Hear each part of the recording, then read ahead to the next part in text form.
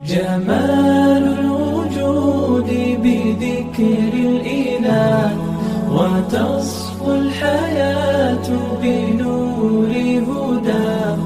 جمال الوجود بذكر الإله. السلام عليكم ورحمة الله وبركاته.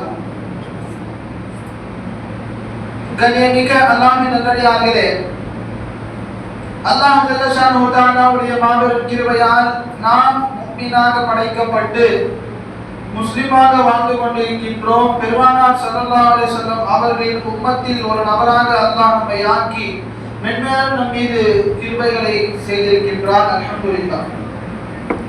அன்பிற்குரிய அல்லாஹ்வின் நல்லடியார்களே, சமூக நல்லிணக்கத்தை நம்ம பிள்ளைகளுக்கு சொல்லிக் கொடுக்கிறோம். இன்னைக்கு சமூக நல்லிணக்கத்தை தாண்டி அன்பிற்குரியவர்களே குடும்பத்துக்குள்ளே நல்லிணக்கம் இல்லை. எப்பொழுது நம்ம குடும்பத்துக்குள்ளே ஒற்றுமை இல்லை, நமது குடும்பங்களிலே பாசம் எதுவுமே இல்லைன்னு சொன்னா எப்படி ஒரு மதத்தை தாண்டி இன்னொரு சமூகத்தோடு நாம் ஒற்றுமையாக இருக்க முடியும்? அவர்களோடு எப்படி அன்பு பாராட்ட முடியும்? ஊர்ல தான் இன்னைக்கு வரைக்கும் எப்படி நடக்குதுன்னு உங்களுக்கு தெரியும். நம்முடைய மஸ்ஜிதுக்குடைய விழாக்களிலே மற்ற மாற்று மத சகோதரர்கள் கலந்து கொள்வதும் அவர்களுடைய விழாக்களிலே நமது சமூகம் கலந்து கொள்வதும் வளமையாக இருக்கின்றது. ஆனா அது மாதிரி இங்கே பார்த்துருக்கோமா? நம்ம ரொம்ப ரொம்ப ரொம்ப அரிது சென்னையில. காரணம் என்ன?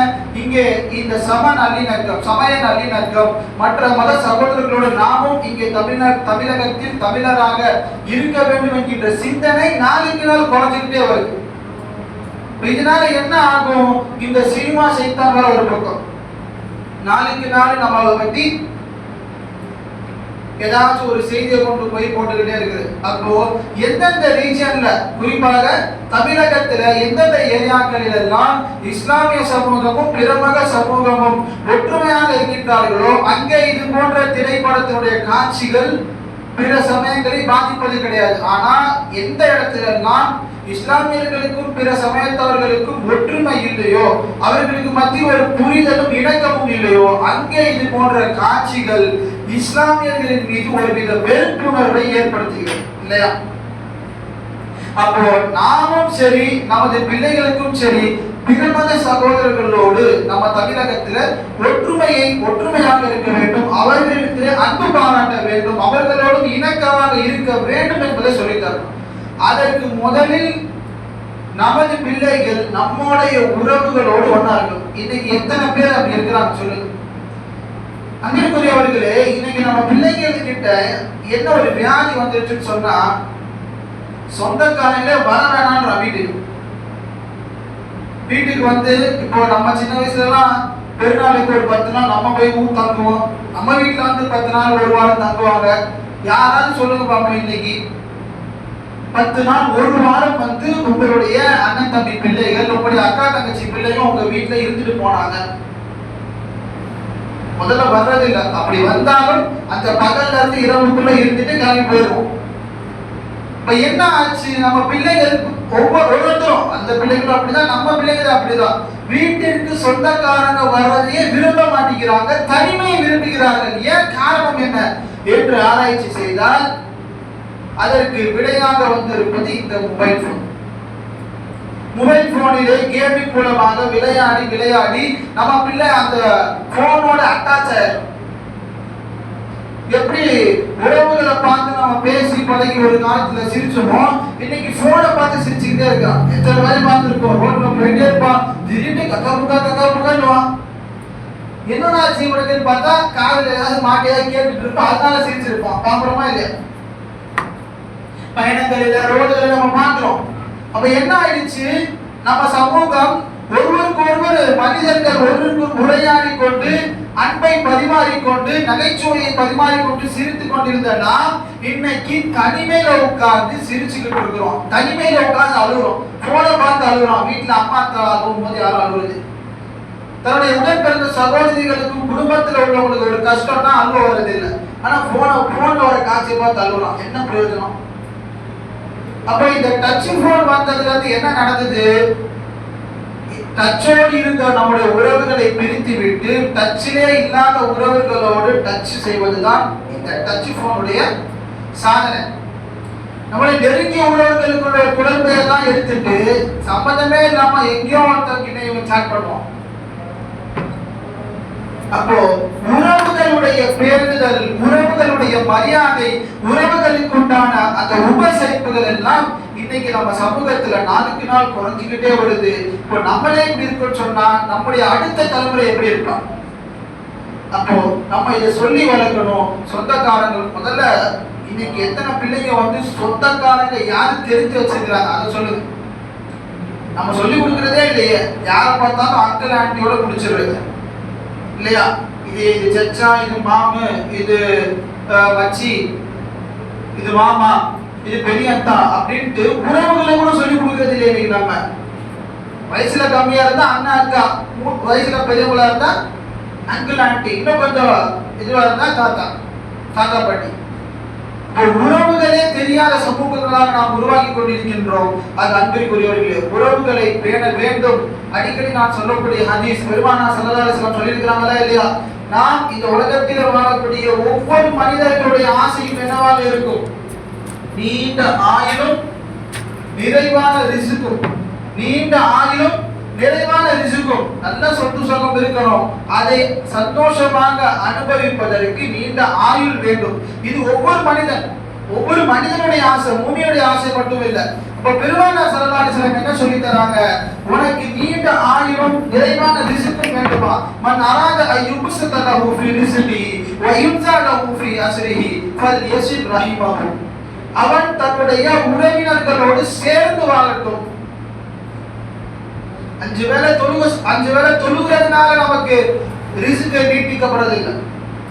அதிகமாக ஜகாத்துகள் அதிகமாக அல்லாஹ்வுடைய இபாதத்திலே கவனம் செலுத்தினால் மட்டும் நமக்கு இதெல்லாம் நடந்து விடாது. மாறாக அல்லாஹ் நமக்கென்று தேர்ந்தெடுத்து கொடுத்த உறவுகளை பேணி வாழ்வதன் மூலமாகத்தான் நம்முடைய இபாதத்தை அல்லாஹ் கிட்ட போய் சேரும் இல்லையா? ஹஜ்ஜத்துல் விதால பெருமானார் ஸல்லல்லாஹு அலைஹி வஸல்லம் சொன்னாங்களா இல்லையா? மார்க்கத்தை நிறைவு செய்யக்கூடிய நேரமா இருக்கு. ஹஜ்ஜத்துல் விதால பெருமானார் பயான் செஞ்சுக்கிட்டு இருக்கிறாங்க, சுத்பா செஞ்சுட்டு இருக்கிறாங்க. இங்க நம்முடைய ஹஜ் ஏற்றுக்கொள்ளப்படவில்லை. எதுவரை ஏற்றுக்கொள்ளப்படாது? உங்களில் யாரோ ஒருவர் உறவை துண்டித்து வாழ்ந்து கொண்டிருக்கிறார் என்று சொல்லி அந்த சஹாபி எந்திரிச்சு போய் தன்னுடைய உறவு துண்டித்த உறவை சேர்ந்து விட்டு வந்ததற்கு பிறகுதான் ஹஜ் ஏற்றுக்கொள்ளப்பட்டது என்று சொன்னால், நாம் செய்யக்கூடிய ஒவ்வொரு இபாதத்துகளும் அல்லாஹ் அதை அங்கீகரிக்க வேண்டும் என்று சொன்னால் நாம் நம்முடைய உறவுகளோடு பேணுதலாக இருக்க வேண்டும். நாம் செய்யக்கூடிய ஹஜ்ஜாக இருக்கட்டும், ஜகாத்தாக இருக்கட்டும், ஐவேளை தொழுகையாக இருக்கட்டும், எந்த இபாதத்தையும் அல்லாஹ் ஏறெடுத்து கூட பார்ப்பது கிடையாது எதுவரை நாம் உறவுகளை மதிக்காமல் இருக்கின்றோம். அப்ப நம்முடைய உறவுகளை பேணி வாழ்வதன் மூலமாகத்தான் அல்லாஹ் ஜல்ல ஷானுஹு தஆலா அவனுக்கென்று நாம் செய்யக்கூடிய இபாதத்துகளையே அல்லாஹ் அங்கீகரிக்கின்றான் என்று சொன்னால் இந்த உறவு எவ்வளவு முக்கியமானது. அப்ப இந்த உறவை நாமும் பேண வேண்டும். நம்முடைய பிள்ளைகளுக்கும் உறவுகளை சொல்லி தரணும். இன்றைய சமுதாயத்தில், நம்முடைய இஸ்லாமிய சமுதாயத்திலே மிக மிக பின்தங்கி நாம் இருக்கக்கூடிய விஷயம் இதுதான். அன்பிற்குரியவர்களே, யூதர்கள் எடுத்துக்கோங்க, கிறிஸ்தவர்கள் எடுத்துக்கோங்க, உறவுகளை அதிகமாக மதிப்பாங்க. குறிப்பா யூதர்கள்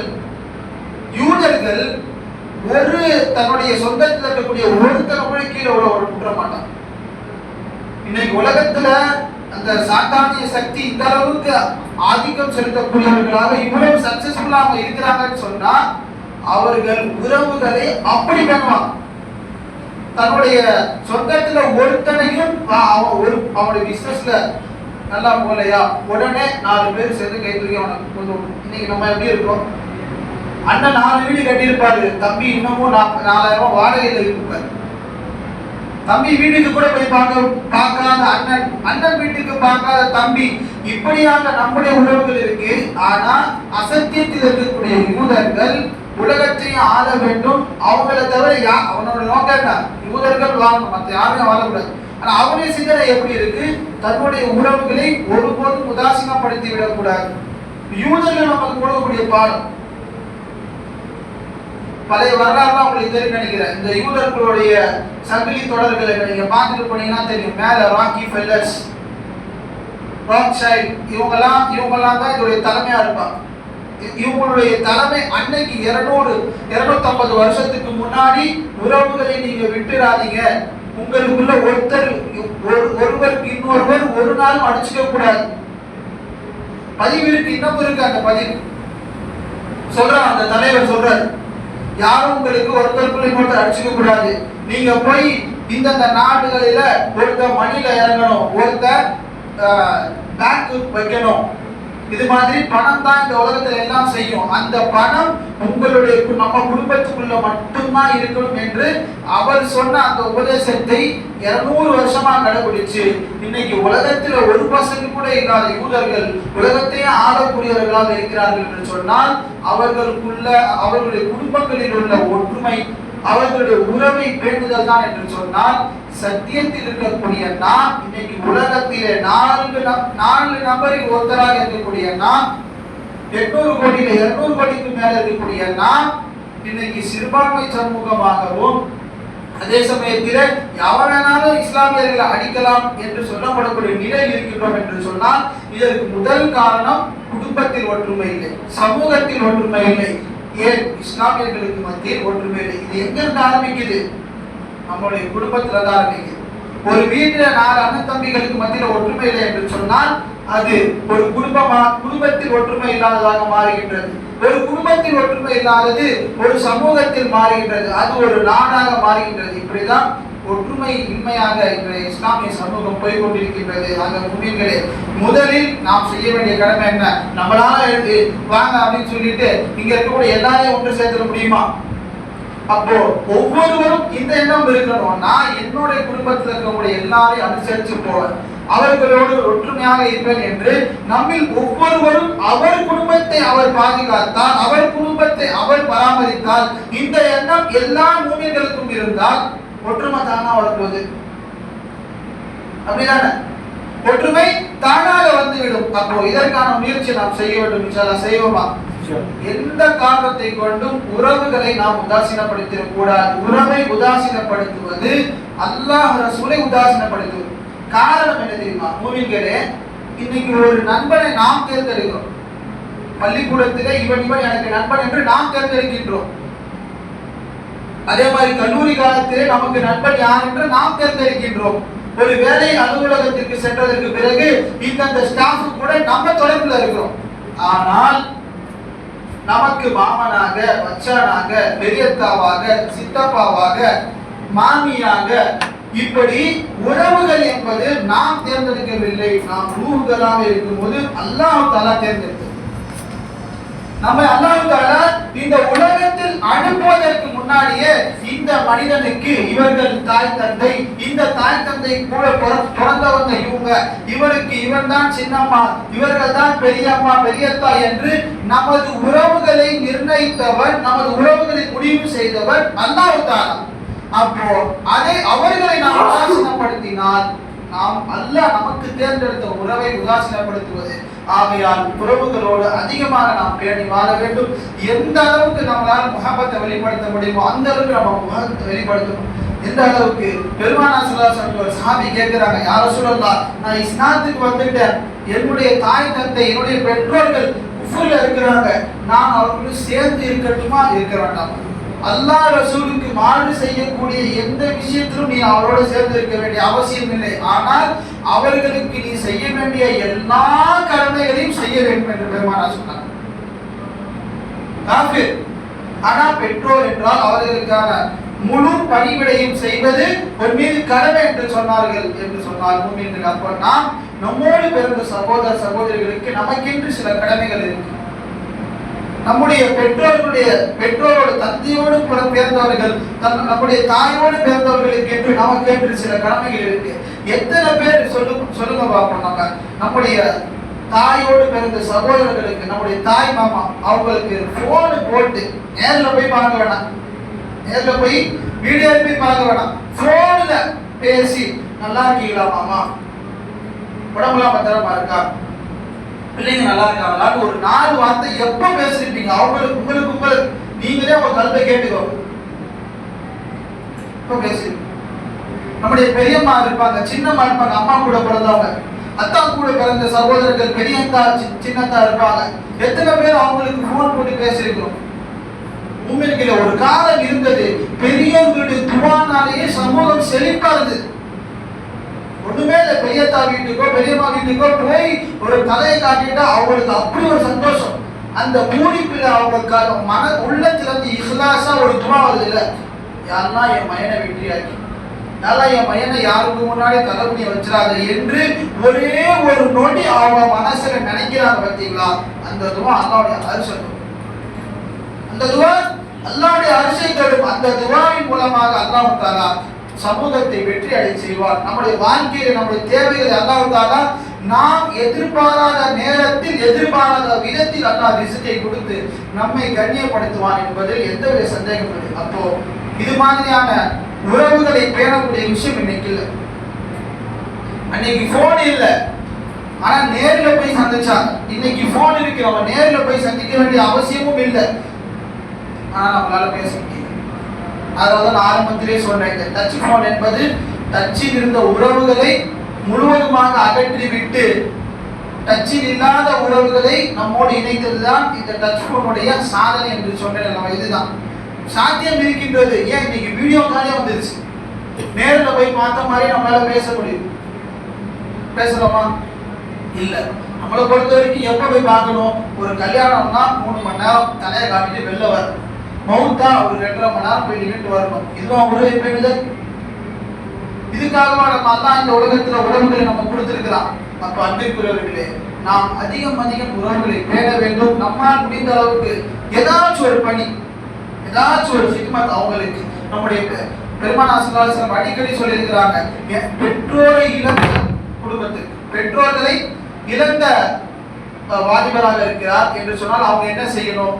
பெற்றோர்கள் கூட பிறந்தவங்க இருக்கிறாங்களா, நமக்கு அத்தாமா இல்லை, அந்த குழுப்பனையில் அவங்களுக்கு ஹிக்மத் செய்யக்கூடிய பாக்கியம் இருக்காது இல்லைன்னு சொன்னா அந்த பாக்கியத்தை அவர் யாரிடம் தேட வேண்டும் என்று பெருமானார் சொல்றாங்க.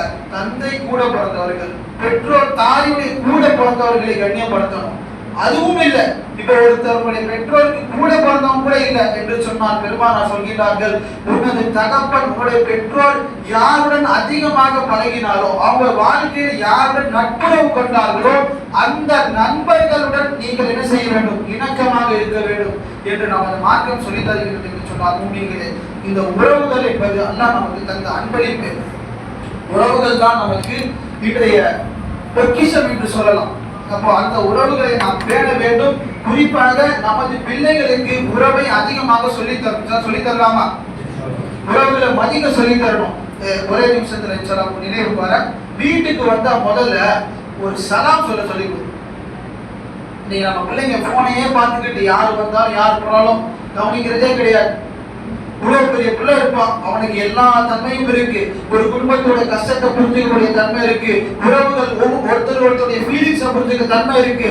உடம்பு சரியில்லைன்னு வந்து பேச வந்திருப்பாங்க. இவர் பாட்டில் வந்து ஒரு நின்றுட்டு ஒரு ரூம்ல போய் காசு சாத்திடுவார். நடக்குதா இல்லையா? 25 வாலிபனுக்கு தன்னுடைய பெரியம்மா பெரியத்தா தன்னுடைய மாமா மாமியை பார்த்து நல்லா இருக்கீங்களா, எப்படி இருக்கீங்க, உடம்பெல்லாம் பரவாயில்லையா அப்படி ஒரு 4 வார்த்தை பேசுற பக்குவம் அவனுக்கு இல்லை. அப்ப ஏன் இதை நம்ம சொல்லிக் கொடுக்கிறது? அதை செய்யணும். இதை கண்டிக்கணும் பெற்றோர்கள். சேர்ச்சாந்திருக்காங்க, சலாம் சொல்லு, அவங்கள மரியாதையா உட்கார், என்ன வேணும் கேளு, தண்ணி எடுத்து வந்து கொடு, அப்படி என்று சொல்லிக் கொடுத்தால் தான் நம்ம பிள்ளைங்க உறவுகளை பேணுவார்கள். உறவுகளை பேணினால் சமூக நலனோட சமூகத்தினுடைய அக்கறையோடு இருப்பாங்க. உறவுகளை பேணாதவர்கள் நாளைக்கு எவனுக்கு என்ன நடந்தாலும் கவலைப்பட மாட்டான். நான் நல்லா இருக்கிறேன்னா அவ்வளவுதான். இப்படிப்பட்ட ஒரு சமுதாயத்தை நாம் உருவாக்க கூடாது.